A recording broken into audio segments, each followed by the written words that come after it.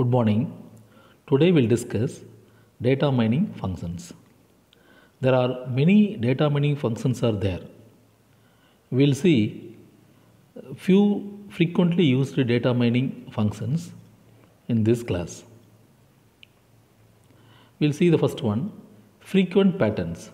Sometimes it will be called as frequent item sets. The frequent item set is nothing but if you look at any transactional data set, there if you find any of the product frequently purchased listed over there in this transactional data set, then this product will be called as frequent item set. A set of items that often appear together in a transactional data set. You can see the transaction data sheet. There a particular customer or most of the customer purchased milk as well as bread frequently, then milk and bread will be called as frequent item set. The next one is sequential patterns. A frequently occurring subsequence. For example, a customer purchased a laptop, he will also purchase digital camera and then memory card. These are all sequential pattern. So laptop in sequence is also purchasing digital camera as well as memory card. So same way, when you look at transactional data sheet, the customer who are all purchasing laptop, they are also purchased digital camera as well as memory card. These are all frequently occurred in the transactional data sheet. So it is in sequence. So it is sequential patterns. The other one is frequent substructure. Here the structure form may be combined with item set or subsequences. For example, if you take a graph, the graph if you draw, the graph itself will have item set. Or if you structure the tree will have different node. Each node will try to represent some item set. Same way in lattice network also. So when you have a graph or a structure, the structure itself, if you have any item set, then that will be called as frequent substructure. Next one is association analysis. Here you can see by X, here X is the customer and computer buys X software. So same person, here also X, here also X. So X is a customer who buys computer, he also buys software. So here computer and software is the product which is purchased by the same customer, then the support is one person. And the same way, if you look at the transactional data sheet, there you can see most of the people, they purchased those who are purchasing computer, they will also purchase software. So if you check it out, that the confidence will be 50%. That means the support is nothing but definitely they will purchase, and the confidence is nothing but they may also purchase the relevant other product.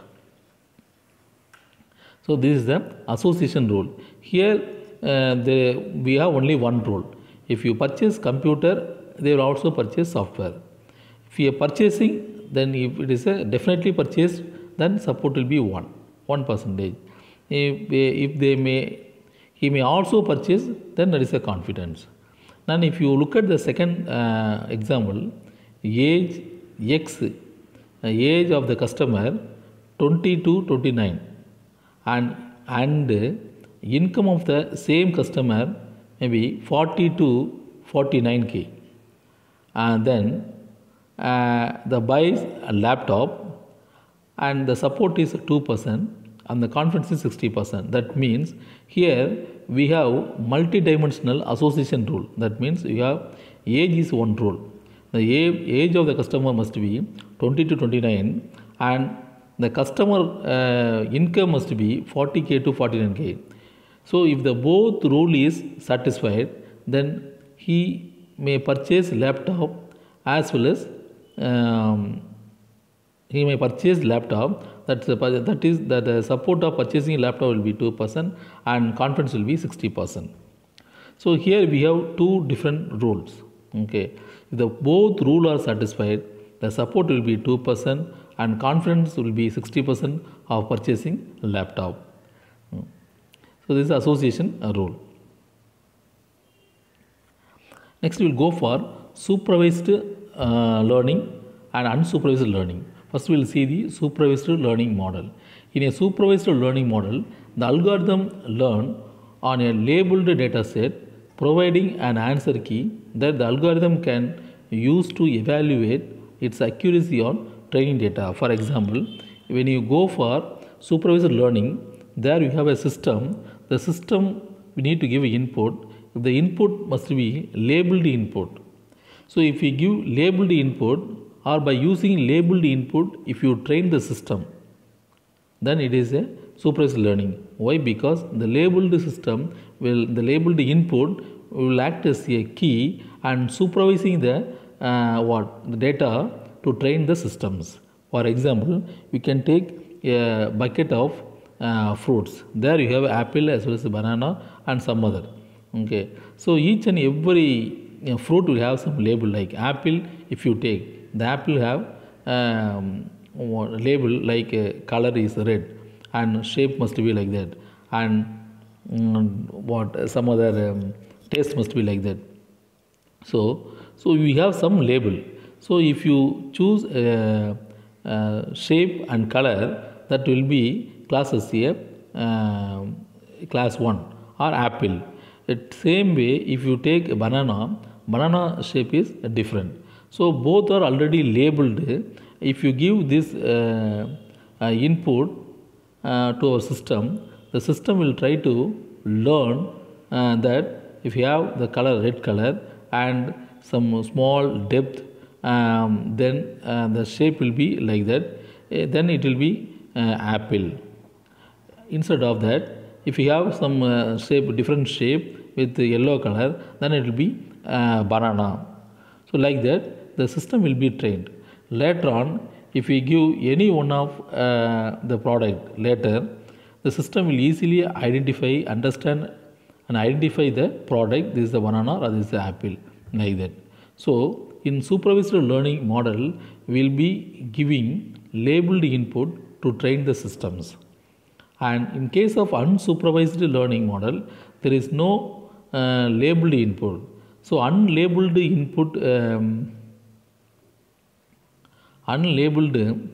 here you can take unlabeled data will be given as a input. Unlabeled data will be given as a input, and the algorithm try to make sense of by extracting feature and pattern. For example, you can take cat and dog.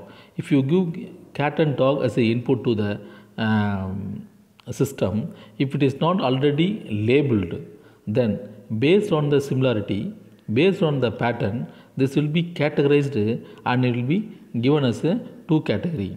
And then the algorithm will try to make sense of by extracting the features and pattern of its own. That is unsupervised learning.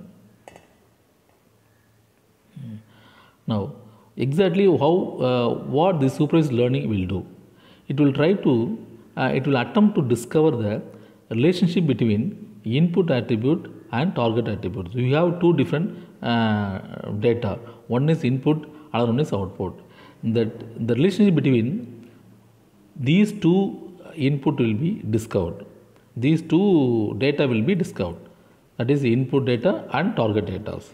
So that is the role of supervised learnings. And it is useful to distinguish between two main supervised models. There are two different different supervised learning model is there. One is classification model, another one is regression model. In the classification model, always we are using labeled input. Okay, there you will have some discrete values also. So in the classification we can have the discrete variable or discrete values, but in case of regression it is a continuous range. So the regression always will help you to identify what the missing value in the given range. So if you take the classification, a classification problem is classification problem is when the output variable is a category such as red, blue, disease or no disease. When you give input, the input will be red or blue or disease or no disease, but the same thing will be in the output side. Okay, yeah, the output is red, the output is blue, or the output is disease, output is no disease. Like that, it should give. It is a discrete variables. But in case of regression, there you can take either dollar or weight. It is a range, dollar or weight. So both are having some values. It is a real values. So the real values can be used in regression as output variables. And the advantage of supervised learning is here it allows the collecting data and produce data output from the previous experience. So the previous experience in the sense we are giving a labeled input, already defined and tagged input value will be given to the systems, and the same thing will be getting in the output side. It helps to optimize the performance criteria with the help of the experience in the sense the previous experience. And supervised machine learning helps to solve various types of real world computations problems. See, for example, we have already have a tagged input. With this tagged or labeled input, the trained system is trained. Later on, when you use this, use in real-time computations, easily you can solve the problems. Otherwise, it will take much time to recognize the input data. And disadvantages. Here, the classifying big data can be a challenging. Suppose when you, because it's a labeled, so labeled in a sense everything will be defined. So when you take big data, the big data since we have multiple dimensions or more and more features. So all the features must be recognized or system must be trained, then only the targeted output will be recognized. So in case of classifying big data, it can be a challenge for supervised learning. And training for supervised learning needs a lot of computations time. Okay, so it requires a lot of time. Why? Because when you have input, the input is already defined, so we have multiple features. So each and every features must be recognized by the system. So it will take much time. Okay, so computational time will be very high. And the next one is the unsupervised learning. Unsupervised learning is where you only have the input x and no corresponding output variables. So that means what? We are giving only input. It is unlabeled, unknown input, and we don't know what may be the output. Okay, so that is why they are given no corresponding output variables. So the system itself will try to categorize and give you some output.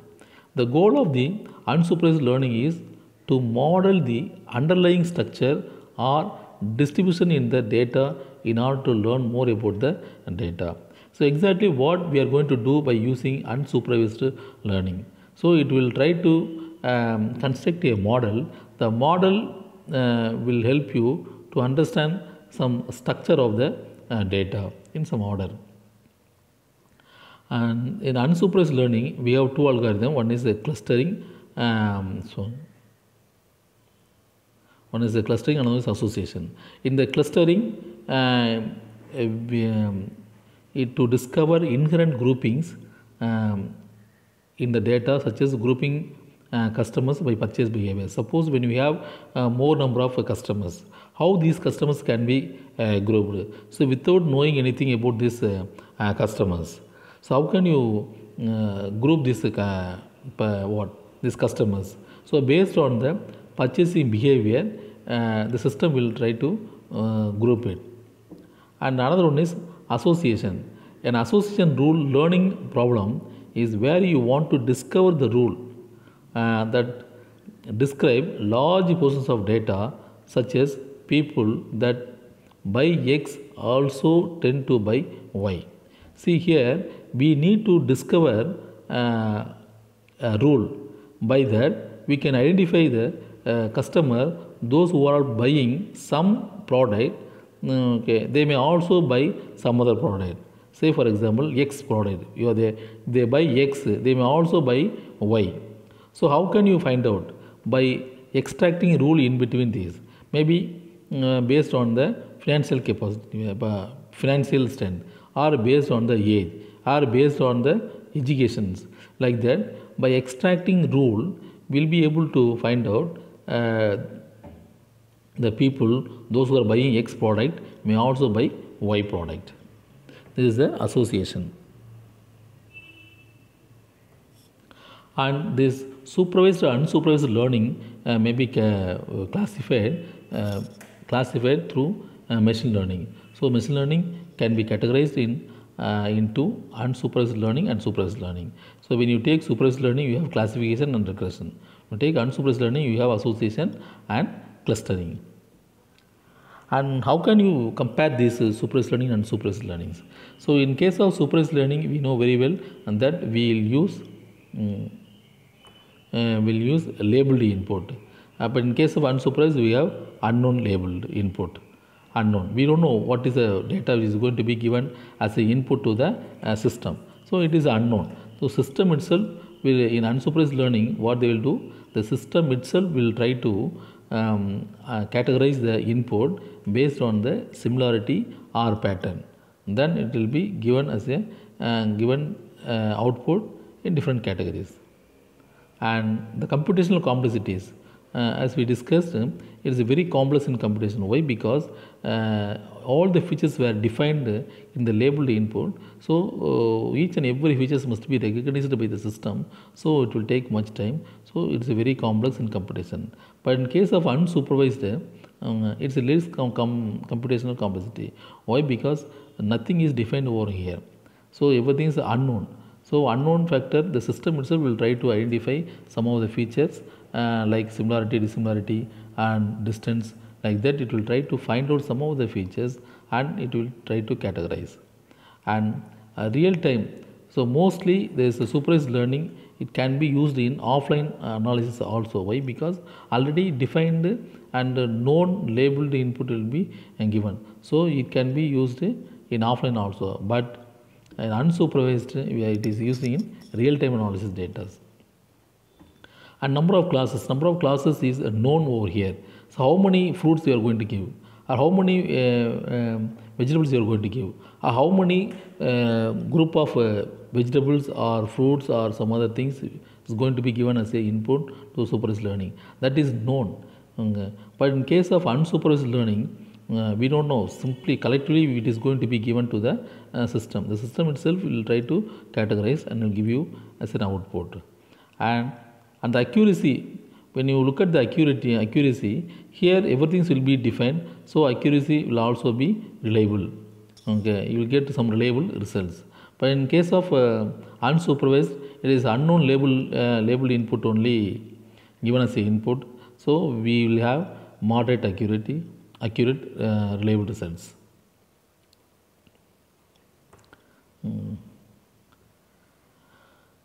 Now we will try to define the classification. What exactly this classification will do? So the classification will construct a model. The model must be based on functions. The model must be based on the functions. Okay.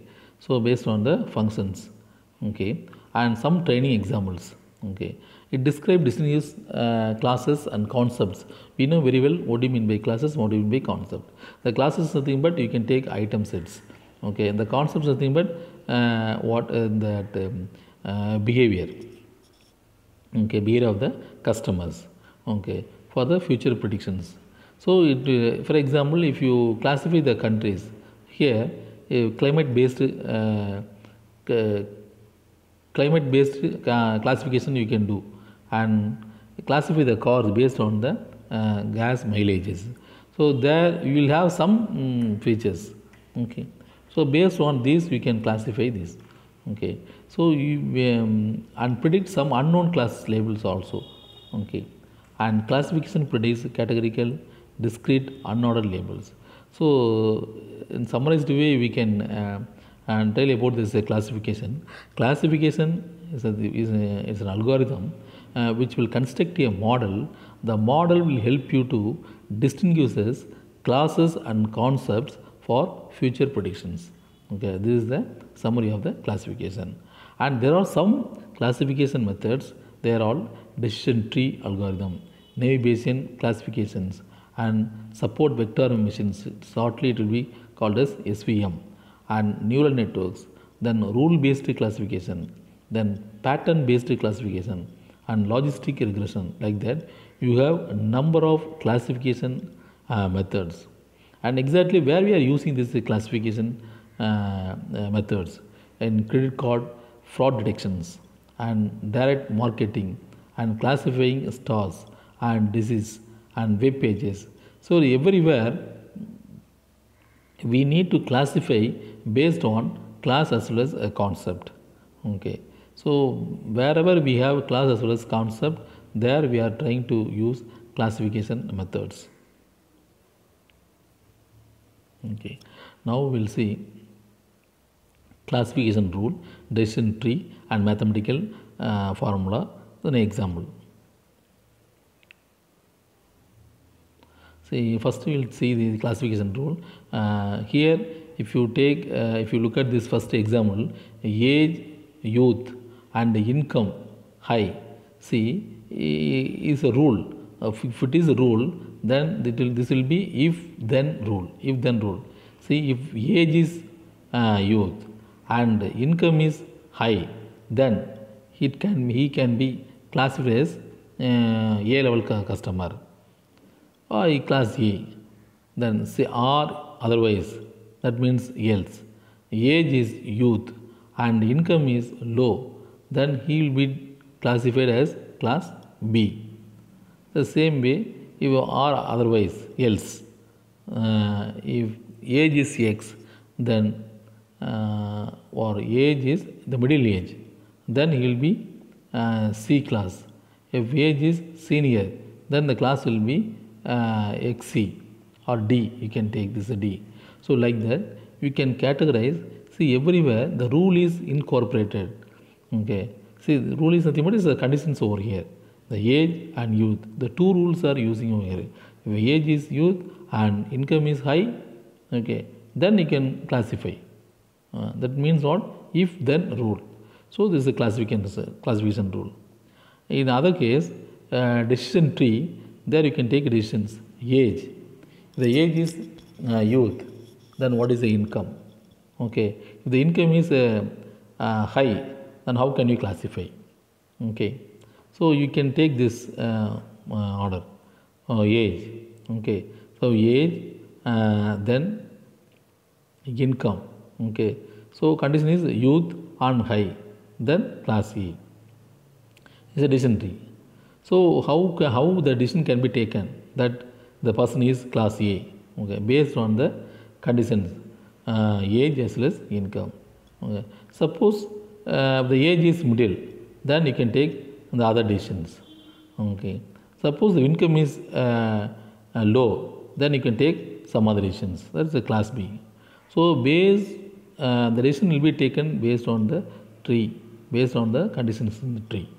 Okay. The other one is neural network. Here we have input nodes. This one is output node. This is the output. Okay. This is the input. Okay. This is the hidden nodes or internal node. This will be called as internal node. Okay. It is weight adjusted nodes. There is a weight adjusted nodes. So all these input you can take. See, age is one input. Income is another input. So input will be given through input node, okay, and this will be adjusted with the weight. And then it will be classified as class A or class B or class C like that. Here, so this is another method. This is a mathematical formula or neural network. This is an example. Okay. The next one is data domain functions regression analysis. As I told you, okay, the regression analysis always will be used for some range of variables. That is given here. It is a regression. It's a model continuous valid functions. Okay, so it's a continuous. Is very important. It's a continuous valued functions, and regression is used to predict. Used to predict missing or unavailable numerical data values rather than discrete or class labels. See, the regression mostly it will be used for to finding the missing value in a range of value. For example, if you give 2, 4, 8, 10, 12 like that, if you give. So in between, if you have a missing values, so to find out this missing value, okay, this regression analysis will be used. But it will not be used for discrete values. Suppose if you give 2, 3, 4, then 8, 9, 10, then 6, 5, 7, like that if you give, that is a discrete values. It will not be useful, it will not be used in regressions. So the regression concept will be used for continuous valued functions. And the regression is a statistical methodology that is most often used for numeric predictions, although other methods exist as well.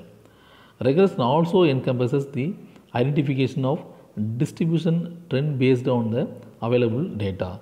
So here you can see clearly this is for to identify the distribution trend. For example, when you have a range of value, how these variables are distributed. Okay, to identify the distributions. Okay, in between if you find any missing value, so for to discovering this missing value and to identifying the distribution of the trends, the regression analysis can be used. And classification regression, if you combine both, that classification regression may need to be preceded by relevance analysis. Okay, so in both the place relevance analysis can be used.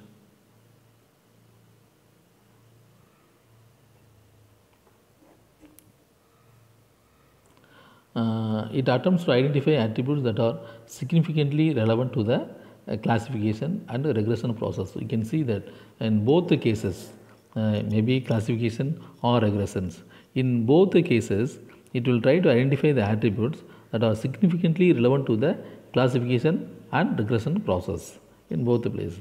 Such attributes will be selected for the classification and regression process. Other attributes which are irrelevant can be excluded or removed. Okay, so only here the classification regression you can take this, only relevant data can be identified and the irrelevant data can be always removed, that is excluded from the considerations. In this classification and regression.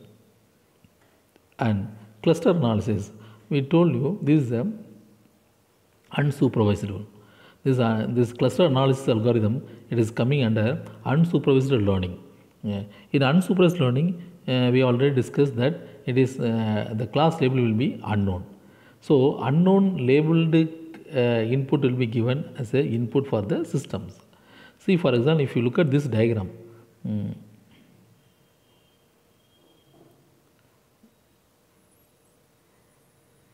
okay, see if you look at this diagram, okay, here you can see some of the group. Here you can see some of the group. Here you can see some of the groups. These are all grouped based on the locations. Location in the sense some data which is very close to this other data will be grouped into maybe it will be grouped. Okay. Same here also. Here also. So we have a number of data. Here we have a number of data. Okay. Only the closed points or data will be grouped and remaining will be left out as it is. Okay. So here how the grouping can be done. So based on the distance, based on the similarities, based on the dissimilarities, the grouping will be done. So clustering analysis, you can see the principle maximizing interclass similarity and minimizing interclass similarities. Okay. So based on these principle, the clusters can be formed and the input unknown labeled data will be categorized. This is a clustering. And this is outlier analysis. Outlier analysis, mainly it will be used to remove the noise. So when you have data, so data which is very close to the particular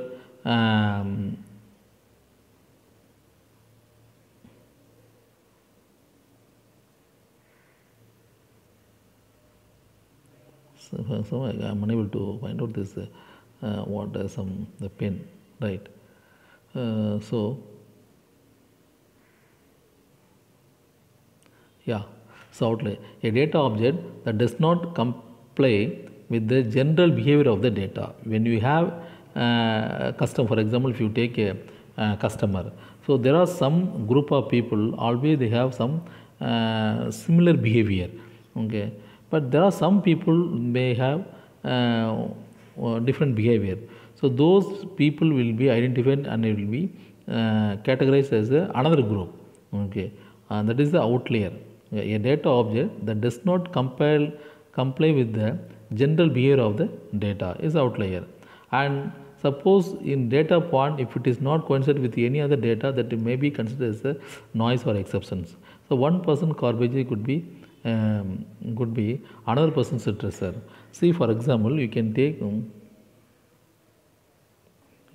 two things, for example, like that. Okay, here you have some data points. Here also you have some data points. So outlier, you have something that is not very close to this. For example, group A and group B. Suppose if you take this, it is in middle in between these two, or it can be outlier.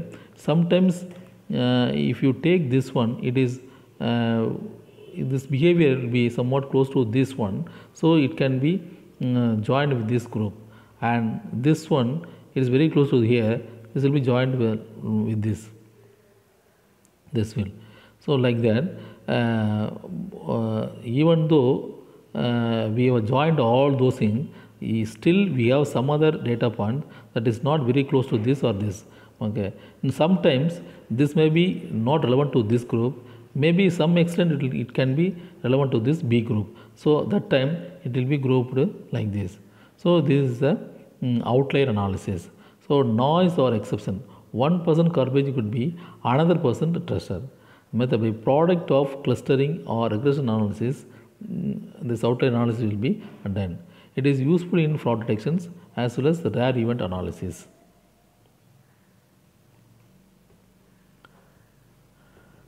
Now we will see some of the major issues in data mining.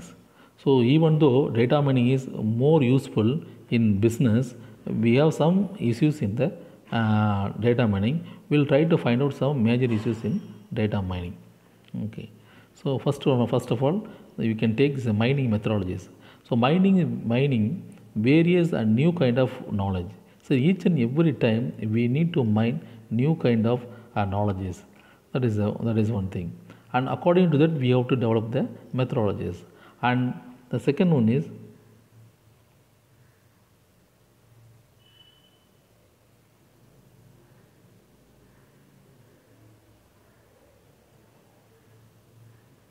okay. So mining knowledge in multi-dimensional space. Okay.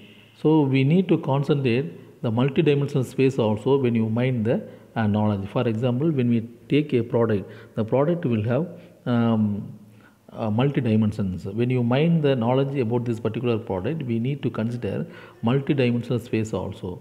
And then the data mining, it is interdisciplinary effort.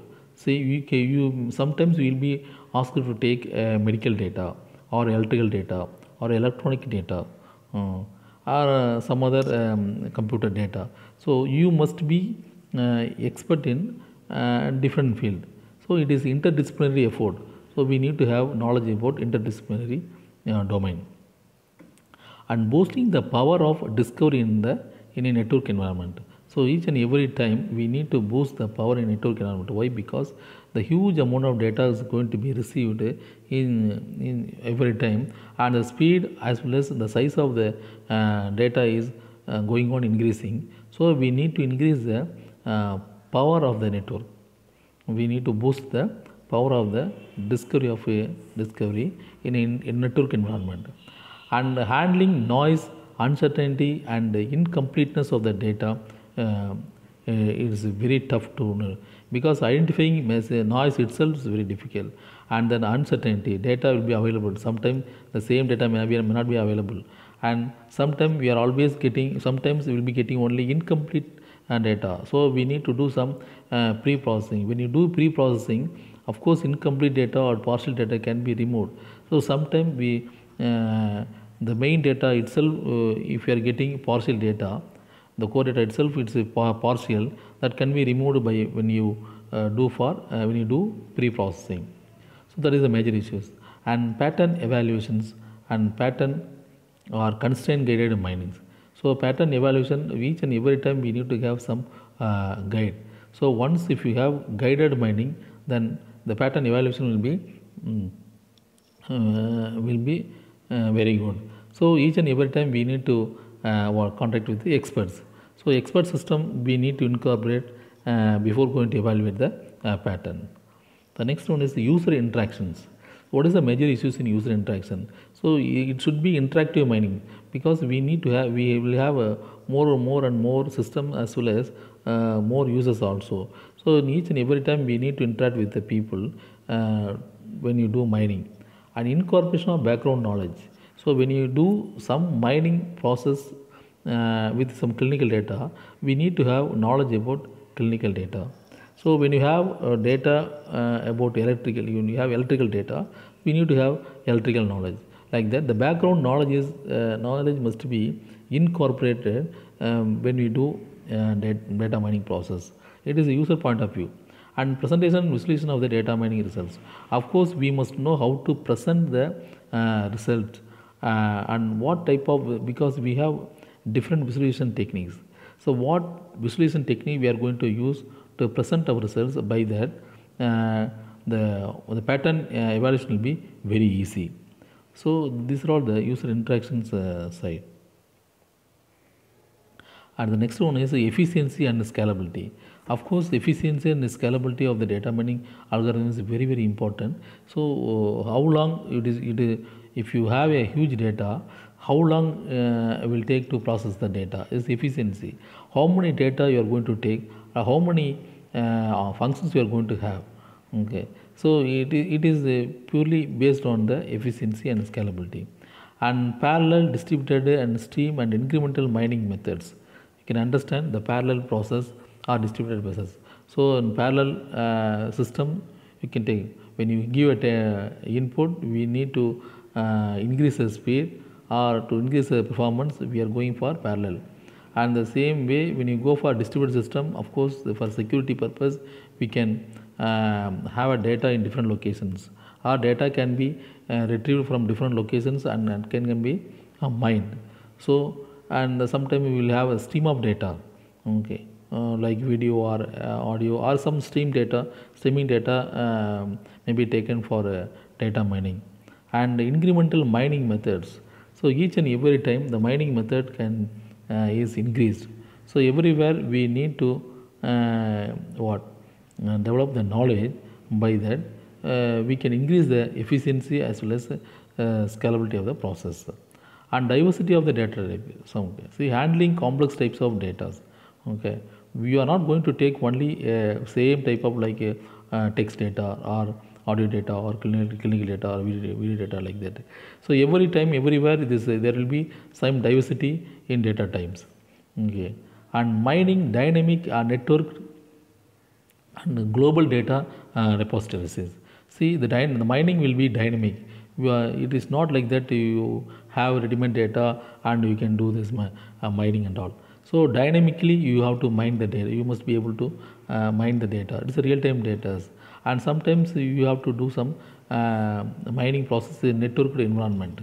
Okay, and that means what, you have some global data repositories. From there, through network, you need to collect the data, and then you have to mine the data. The result must be what presented or visualized in some format. Then this pattern will be evaluated. Okay, so this is there will be some diversity of the data type. These are all the major issues. Okay, when you have a single type of data, of course somewhat it'll be easy to identify, understand or construct a system, design a system, will be easy. But when you have diversity of data type, okay, when it will be will have a diversity of data, we may not be able to predict. So it is a complex, handling complex data types. And data mining and society. So suppose nowadays we have a huge data which is collected from what, social media only. So time to time there will be some variations in the social media. So once if you start to handle this social media data, it is very important we need to have the privacy preservations in our data mining process. Okay, so somewhere anywhere if there is any problem in privacy, then there will be trouble. So we need to take care of privacy preservation when you handle social media data. And of course sometimes we need to handle the invisible data also. Is a hidden data is available, it is but a hidden data. So when you start to do process only, slowly you will try to come to know that these are all, there are some invisible data available in our database. So we need to consider those data also when you do data mining process. So these are all the major issues in data mining. Okay, so thank you. So next class we will see the second part of the syllabus.